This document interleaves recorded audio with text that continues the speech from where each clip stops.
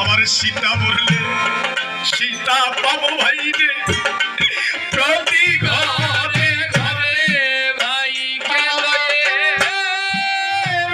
দেশে কুনের ভাই লক্ষণ বললে আমি ভাই বলিব করে ভাই কে লয়ে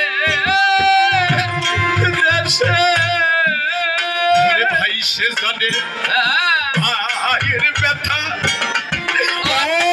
যাবে না ভাইকে লয়ে দেশে ওদের হারাইয়ে যায় কুনের ভাই তার ব্যথা কেউ তো বোঝে না ভাইকে লয়ে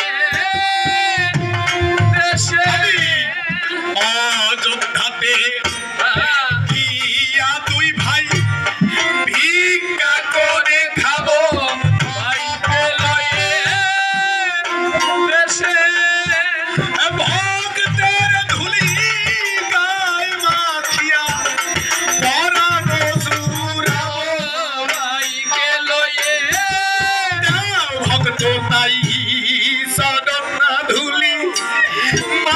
সাদা আগায় হরিবল হরিবল হরিবল দেশে একবার ভক্ত তাই এই চরণ ধুলি দেশে ভাইকে লয়ে হাতের ধুলি গায় মাখিয়া এ পরাণ চুরাই ভাইকে লয়ে দেশে কি করিব কোথায় যাব পরাণ সোনাবতী পিয়া ভাইকে লয়ে কি করিব কোথায় যাব পরাণ হরে সোনাবতী পিয়া ভাইকে লয়ে ভক্তের ধুলি রাখিব একবার হরি হরি পিয়া ভাইকে লয়ে হরে ভক্তের ধুলি ভক্তি করে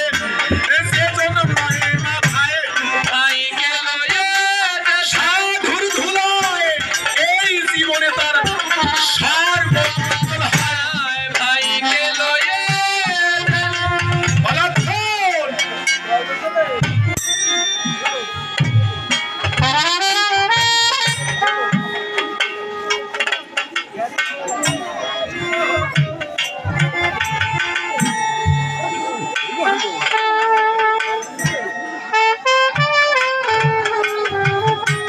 আজ বিপদে পড়ে ভগবান ঘোর বিপদে করিছে পিতামাতার চরণ স্মরণ করিছে ভক্তের চরণ স্মরণ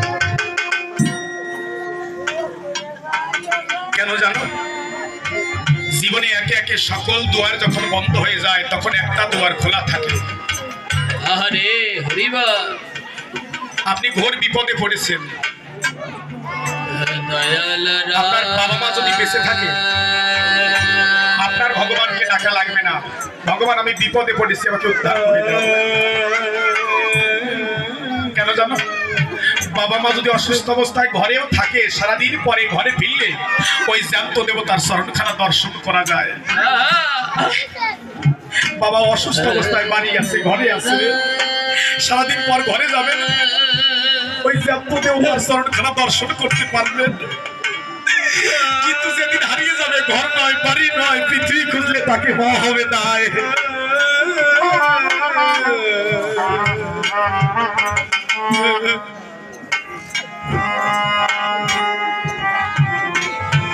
নিজে ঘোর বিপদে যখন পড়বেন আপনার ভগবানকে ডাকা লাগবে না যদি আপনার বাবা মা বেঁচে থাকে দেখবেন আপনি ব্যবসায় লস করেছেন শরীর অসুস্থ কিংবা যে কোনো অমঙ্গল আপনার ঘরে আপনার ভগবানকে বলা লাগবে না ভগবান আপনি বিপদে আমারে মুক্তি করে দাও কেন জানো কোনো ভগবান কোনো মা মন্দিরে প্রদীপ জেলে দিয়ে কয় না ভগবান তুমি আমারে ভালো রেখো কোনো বাবা সাধুর চরণের ধুলি মাথায় নিয়ে কয় না ভগবান তুমি আমারে সুস্থ রেখো বাবা মায়ের একটাই চাওয়া ভগবান আমাদের জীবন তো গেছে চলে আমি সাধুর সঙ্গে ভক্তের চরণের ধুলি দিলাম মাথায় আমার সন্তান যেন সুখে পৃথিবী কাটায় আর এই সাধু ভক্তের চরণের ধুলি শেষের দিনে আমার স্মরণের ওই করি হয়েই রয়।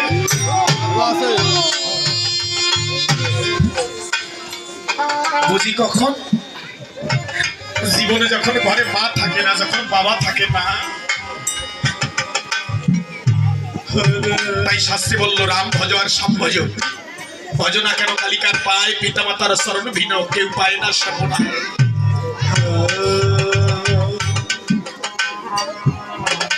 আজ ভগবানও বিপদের পিতা মাতার স্মরণ করে, কিন্তু আমি না বলো, আমি অবুঝ, আমি মূর্খ। কেন মূর্খ? আমার মনে পড়ে না জীবনে বাবাকে বলেছি বাবা আমি তোমাকে ভীষণ ভালোবাসি। আমার মনে পড়ে না আমি বাবাকে কোনোদিন বলেছি বাবা তুমি আমার পড়াশোনার টাকা জোগাতে তোমার প্রত্যেকটা রক্তকে জল করে মৃত্তিকায় ফেলেছো।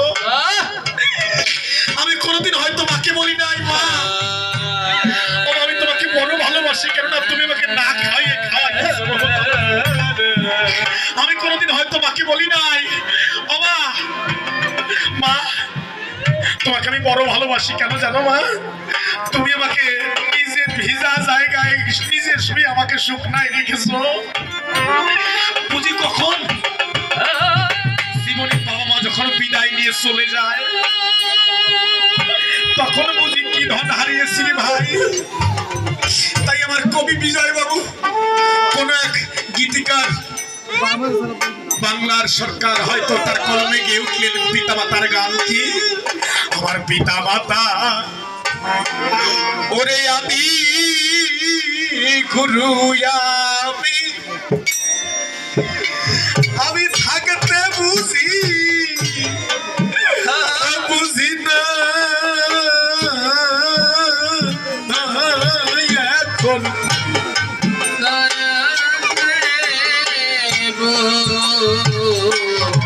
আমি বহু ভাষা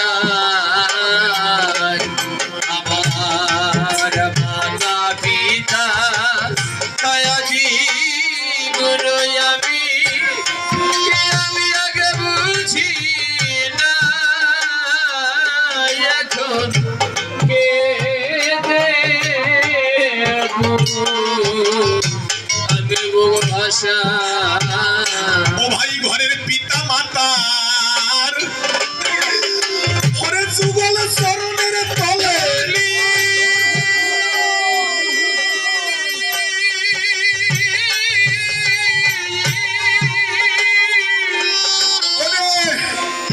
একদিন ভক্তি করে আমি লই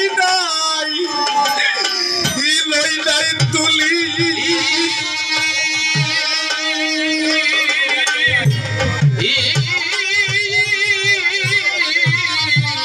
ওরে সবাই চরণ ধুলা ধরাই ওরে দেও আমার শিরে সবাই দেওয়ার ধুলি আমার শিরে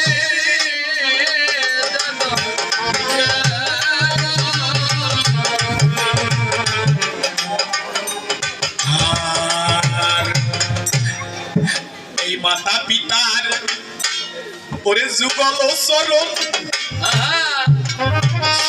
আমি জীবনে একদিন করি নাই পূজন জন্ম আমার বৃথা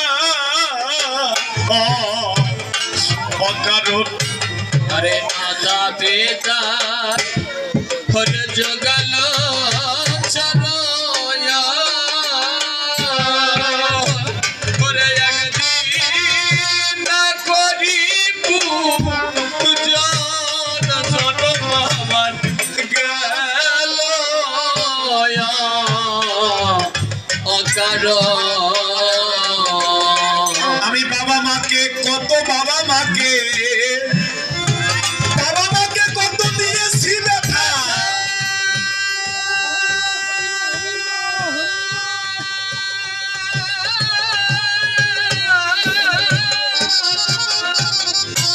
এখন আমার মনে পড়ে সেই সব কথা।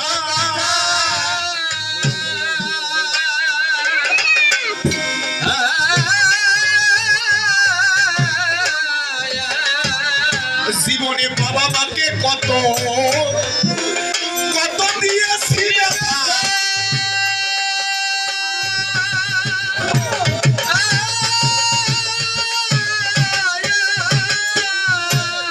ও ভক্ত আমার মনে পড়ে এখন সেই সব, ওরে সেই সব কথা।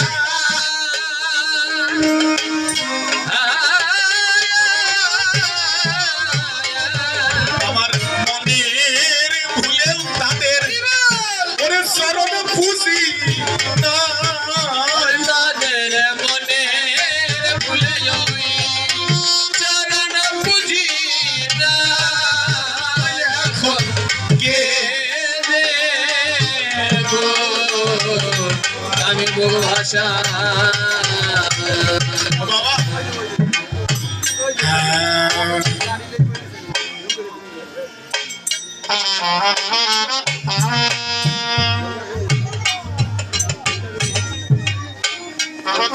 একটু পরে হয়তো এই মিলনে মেলা ভেঙে যাবে,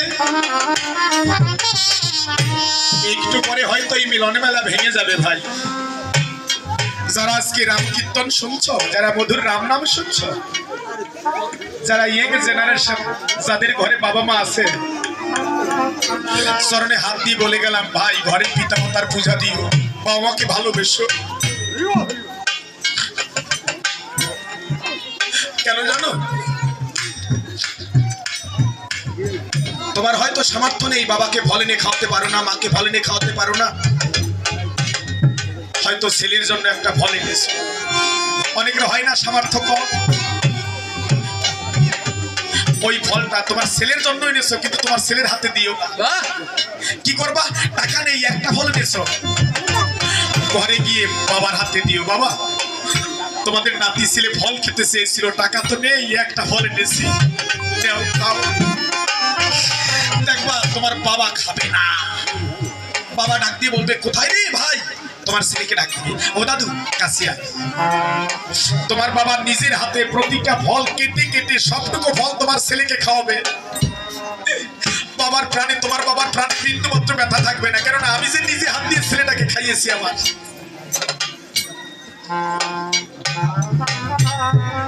কেন জানো? এই আপনজনকে, নিজের ছেলে মেয়েকে খাওয়া দিয়ে যে কি সুখ, বাবা মা না হলে বোঝা যায় না।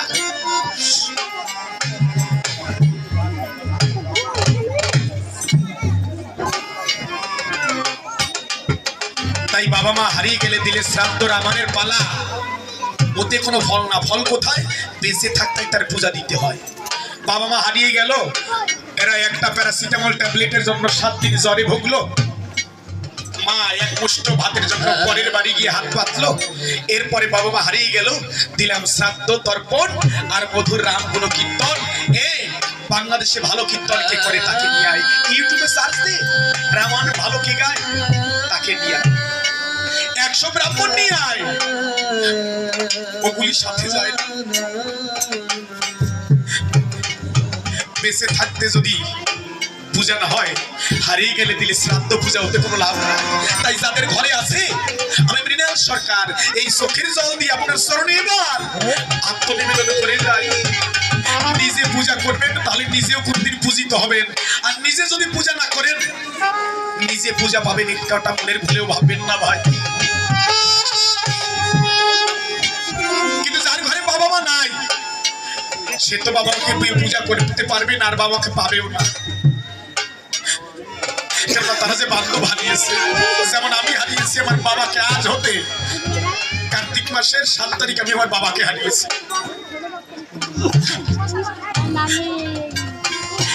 প্রতি মাসে না হয় 20 থেকে 25 পালা গান গাইতে হয়। আমার বাবা, 1 মিনিটে কথাটা বলছি, ব্যক্তিগত কথা কি না, আমার বাবা দুপুরে খাওয়ার পরে সিঁড়িতে বসে থাকতো। মনে আছে আমার সেদিন শুক্রবারে, আমাকে শেষবারে শুক্রবারে ঘর হতে বের খাওয়ার কালে আমার কনিষ্ঠ আঙুলে কামড় দিয়েছে, আর জীবনে এই কামড় দিতে পারবে না। শুক্রবারে কনিষ্ঠ আঙুলে কামড় দিয়ে শনিবারে রাত্র 2:15 কালে আমাকে না বলে অজানার দেশে পাড়ি দিয়েছে। তাই আমার মতো অনেকে আছে বান্ধব হারা। তাই যার ঘরে বাবা পাবে না। আপনার মতো মহাভক্তের হৃদয় সিংহাসনে আমি আমার বাবাকে বসালাম। কেন বসালাম? আমি আমার এই চোখের জল দিয়ে আপনাকে একটা প্রণাম দিব। আমার বাবা থাকছে তাই, আমি তো জানি না কোন জায়গায় আছে। ঘরে গেলে বাবাকে পাবো না, তাই আমার বাবা থাকছে তাই আপনার হৃদয় সিংহাসনে আমি আমার বাবাকে বসালাম। আমি আমার এই চোখের জল দিয়ে আপনার সামনে একটা প্রণাম করলাম। আমি প্রণাম দিলাম আপনার পায়ে। এই প্রণামটা যেন আপনার হৃদয় সিংহাসনে আমার বাবা বসে আছে, এই প্রণামটা যেন আমার বাবার পায়ে গিয়ে পৌঁছায়।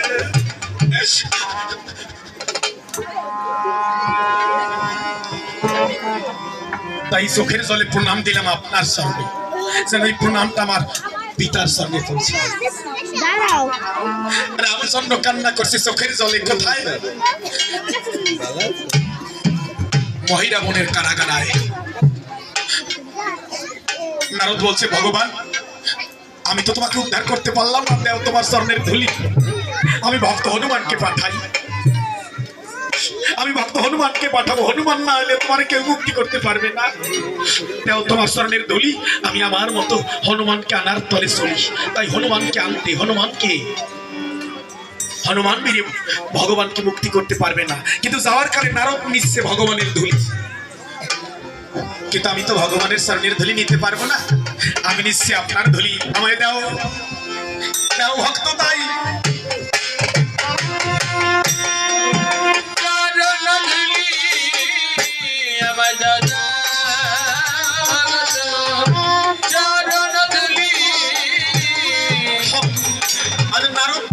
ভগবানের ধুলি। আমি তো ভগবানের ধুলি নিতে পারবো না, আমি নিচ্ছি আপনার ধুলি। ভগত দাও, দেওয়া মানে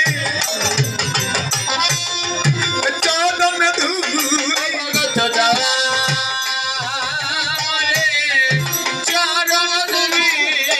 আমার দিনার হবে না জানি।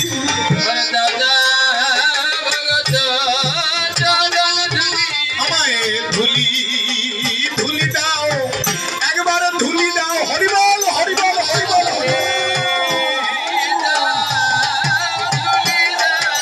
এই অভাগা সন্তানের প্রণাম দাও।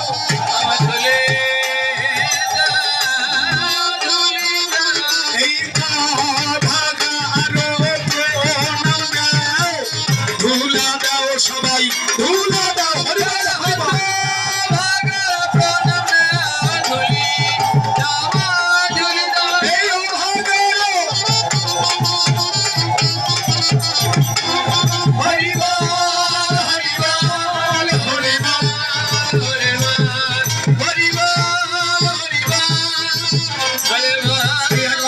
হরিবল হরিবল।